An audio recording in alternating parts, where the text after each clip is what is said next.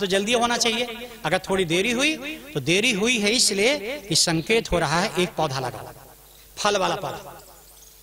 वो फल वाला पौधा लगाओ और पति पत्नी दोनों जल डाल के सींचो, उसमें फल निकलने से पहले तुम्हारा फल मिल जाएगा, मिल जाएगा।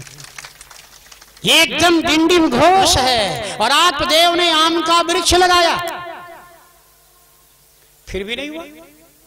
फिर भी अगर देरी हो जाए तो दूसरा संकेत क्या होता है?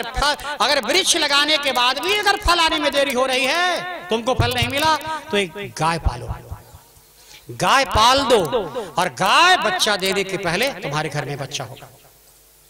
फिर भी अगर नहीं हो रहा है तो तीसरा सबसे बड़ा उपाय है, ध्यान दीजिएगा, और अंतिम उपाय है, पति पत्नी दोनों मिलकर के और गुलाब का फूल लगाओ, स्वयं सींचो, स्वयं पल्लवित करो। जिस दिन खिल गया और वो जल में डालकर सूर्य को अर्घ दे दो, 1 साल के भीतर आंगन हरा भरा हो जाएगा। 3 में से तीसरा उपाय तो 100% गारंटेड। अब ये मत सोचिएगा हम गारंटी दे रहे, हम कौन होते हैं गारंटी वाले? मेरा शास्त्र, और मेरा शास्त्र मेरे जैसा नहीं है। हम कुछ बोले तो अलग बात है, लेकिन मेरे ग्रंथ को लिखा है वेद व्यास ने।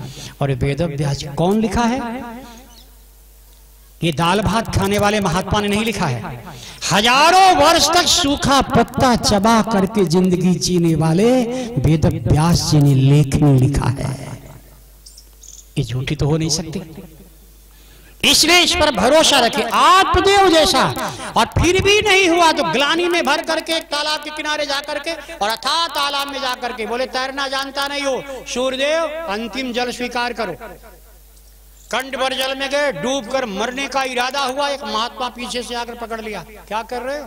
इतना बड़ा विद्वान, सारी जिंदगी कृष्णाय वयम नमः का पाठ किया है और मरने जा रहा है, पागल कहीं के। बोले महाराज बेटा नहीं तो जीवन नहीं। बोले बेटा ही चाहिए तो बेटे का सुख नहीं मिलेगा, 2 में एक चीज मुझसे मांगो, सुख या पुत्र। बोले दोनों नहीं, एक चीज मांगो। बोले पुत्र। बोले पुत्र से तुम्हें सुख नहीं, 7 जन्म तुम्हें सुख नहीं मिलेगा। बोले क्यों? बोले इसलिए तेरा खेत ठीक नहीं, पानी कितना भी डालेगा वृक्ष नहीं निकलेगा। बोले मतलब समझा नहीं। बोले इससे आगे बोलने के अधिकार मुझे नहीं है, महात्मा लोग होते हैं ना, इससे ज्यादा क्या बोलेंगे? तेरा खेत ठीक नहीं है इसलिए फल नहीं मिल रहा है, इतना कह दिया बस। समझने वाला समझ लेगा। आज देव ने कहा कि आप अगर ताकत हो आपके अंदर तो बेटे का वरदान दीजिए, और नहीं तो जाइए हमको मरने दीजिए। बोले मेरे सामने मरोगे तो मुझे पाप लगेगा। लो एक फल निकाल करके दिया, इसे अपनी पत्नी को खिला देना। बोले इससे क्या होगा? बोले सुंदर बच्चा होगा। आत्मदेव ले जाकर दिए, पत्नी ने स्वीकार किया खाना। महात्मा चले गए मंदिर में जप करने, कृष्णाय वयम नमः, कृष्णाय वयम नमः।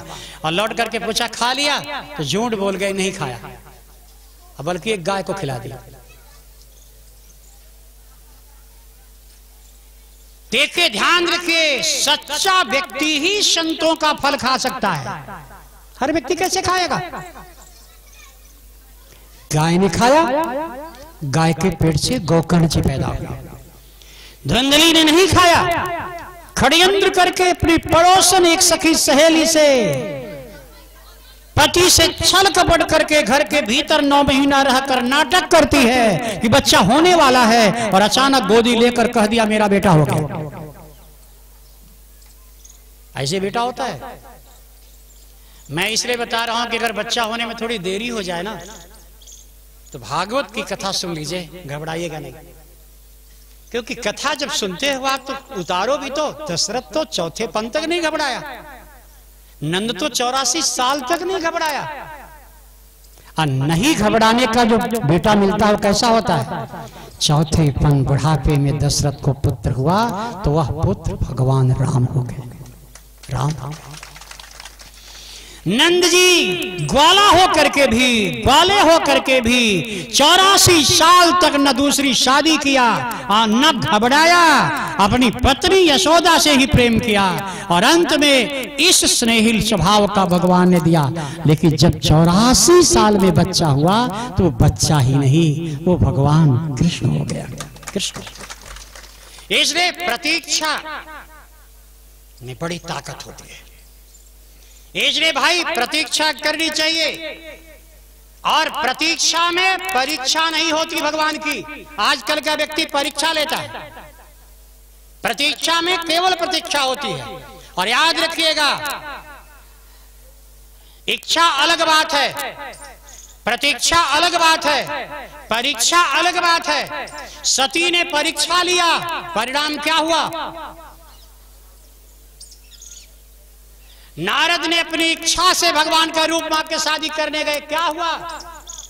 इच्छा फेल, बंदर बन गए, परीक्षा फेल, सती मरण हो गया। लेकिन जीवन के इतिहास में अगर रामायण में देखेंगे, लंबी प्रतीक्षा किसी ने किया था तो सबरी, प्रतीक्षा सबरी ने किया था तो सबरी को ब्रह्म मिल गया, नवधा भक्ति मिल गई। सबरी ने क्या खिलाया था भगवान को पता है? बैर। लेकिन एक बात बताऊं आपको, शेयर कर लेते हैं। हमको आज तक किसी पुस्तक में नहीं मिला कि बैर कहीं खिलाया था। ना पूरी रामायण में, रामायण आप पूरी पढ़ लो, रामचरितमानस पढ़ो, वाल्मीकि पढ़ो, बैर का नाम नहीं। लेकिन दुनिया सब जानती है कि सबरी के बैर सुदामा के तंदुल रुचि रुचि भोग लगाए। तो हमें ऐसा लगता है कि लिखा कहीं भले ना हो, लेकिन खिलाना बैर ही चाहिए और जूठी ही खिला सकते हो आप। इस समय बैर फरता है कि नहीं है? इस समय बैर चढ़ाओ, 7 दिन की कथा चल रही है, इस समय बैर चढ़ाओ। वैसे अब कलयुग में 12 महीना बैर मिलता है।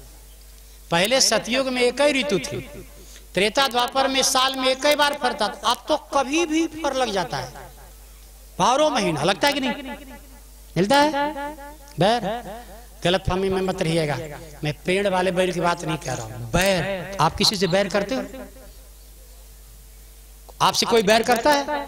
मैं उस बैर की बात कर रहा हूं। ये शरीर से अगर मैं बैर करता हूं तो ये शरीर बैर का पेड़ है। ऐसे जो बैर करने वाला विचार है मेरा, वही बैर का फल है। आपने अगर किसी से बैर किया है तो ये बैर आपके पास है। राम जी तो यही कहते हैं, 56 भोग खिलाओ मैं नवधा भक्ति नहीं दे सकता। बैर चढ़ा दो, मारे किसी से ईर्ष्या, द्वेष, लड़ाई, झगड़ा, बैर, दुश्मनी ये मुझे अर्पण कर दो तो बदले में मैं नवधा भक्ति प्रदान कर दूंगा, जीवन सफल हो जाए। इसलिए मैं कहता हूं कि बैर भावना जो है, ईर्ष्या किसी से मत करिए, बैर मत करिए। और यार आपसे भी कोई बैर कर रहा है तो भी छोड़ दीजिए, सब भगवान को अर्पण कर दीजिए, बदले में नवधा भक्ति लेकर जाओ। जीवन अनोखा करके जीवन को ऐसे सुनिएगा तो कथा उतरेगी। प्रेम से बोलो भक्तवत्सल भगवान की। आखिर दृढ़ निश्चय के साथ आत्मदेव जी ने इतने परिश्रम के साथ, धुंधकारी जैसा बेटा हुआ बर्दाश्त कर लिया। पत्री धुंधली जैसे, धुंधली जानते हैं ना, देखेंगे नहीं कभी, गांव में है कोई तो होगी, ऐसा तो हो ही नहीं सकता है। आप बताओ, भले मत शर्माओ मत, लेकिन होगी तो जरूर धुंधली। कोई देखा है? नाम मत लीजिएगा, नहीं लड़ जाएगा, क्योंकि लड़ती बहुत है। धुंधली किसको कहते हैं? जैसे ये मेरा शरीर है, धुंधली शब्द का व्याकरण में अर्थ है धूम धूम धुमाएते धुंधली, जो सारे गांव में लड़ाई झगड़े की धूम मचा दे उसका नाम धुंधली। सुबेरे से शाम तक धूम मचा दे लड़ाई की। तो मेरे समझ में सबसे ज्यादा लड़ाई झगड़े नटखट काम करने वाली ये कुबुद्धि। अगर धुंधली शब्द का अर्थ होता है बुद्धि में धुंधलापन अगर आ गया है, उसी का नाम धुंधली है। बुद्धि में धुंधलापन अगर आ गया है, जिस व्यक्ति के बुद्धि में धुंधलापन आता है वो माँ को गाली देता है, पिता को अपशब्द कहता है, एक एक फुट जमीन के लिए भाई का कत्ल कर देता है, ये धुंधली है। इस धुंधली से दूर रहो। मैं इस धुंधली की बात, और इसी धुंधली की कथा हो रही है। लोग समझ जाते हैं अपनी पत्नी वाली धुंधली की, वो तो उसको तो संभाला जा सकता है, इसको संभालना मुश्किल है। और ये अगर धुंधली हुई, बुद्धि अगर धुंधली हुई तो इसका बेटा जो होगा वो धुंधकारी होगा। माने धुंधलेपन का फल धुंधकार। इसलिए हम कहते हैं धुंधकारी नहीं, गोकर्ण पैदा करो। गोकर्ण, गोकर्ण घर में कैसे पैदा होगा? माने दो प्रकार की बुद्धि है, एक तरफ धुंधली, एक तरफ सुबुद्धि। ये धुंधकारी पैदा करेगी और दूसरी तरफ जो सुंदर बुद्धि है वो गोकर्ण। गोकर्ण कैसे पैदा होगा? गो माने गाय, कर्ण माने कान, शब्द अर्थ अलग है एकदम। कर्ण माने कान, गो माने गौ। माने भागवत की कथा जब सुनो तो गौ जैसे कान बना करके सुनो प्रेम से, इसके लिए गोकर्ण होगा। गोकर्ण, गौ जैसे कान बनाकर, गौ जैसी बुद्धि रख करके, गौ जैसी बुद्धि से कथा श्रवण करिए, जीवन सफल हो जाएगा। यही तो धुंधली धुंधकारी का। लेकिन एक बात जरूर कहेंगे, धुंधली का बेटा धुंधकारी यद्यपि अंत में प्रेत बना मरने के बाद। मैं एक सरस कथा पर चला रहा हूं क्योंकि मेरे गंतव्य तक मुझे जाना है। और आज शोभा यात्रा के दिन थोड़ी देरी होती है, जिसको मैनेज करने में 7 दिन लग जाता है कथा। और कथा का चलना है 5 बजे तक, अब 5 बज गया, धीरे धीरे कथा। अच्छा, कल से कथा का समय क्या है? 12-11 लिखा है। चलो मुझे तो कोई बात नहीं, अगर आप लोगों को ठीक है। मैं तो 7 दिन के लिए आया हूँ, 11 से 5 के लिए नहीं, मैं 7 दिन के लिए आया हूँ। तो देख लीजिएगा, 11 से लिखा तो 11 से, 12 से। हाँ नहीं नहीं, ये इंडियन टाइम है, इस समय इंडियन टाइम है, ये भारत टाइम नहीं है। 12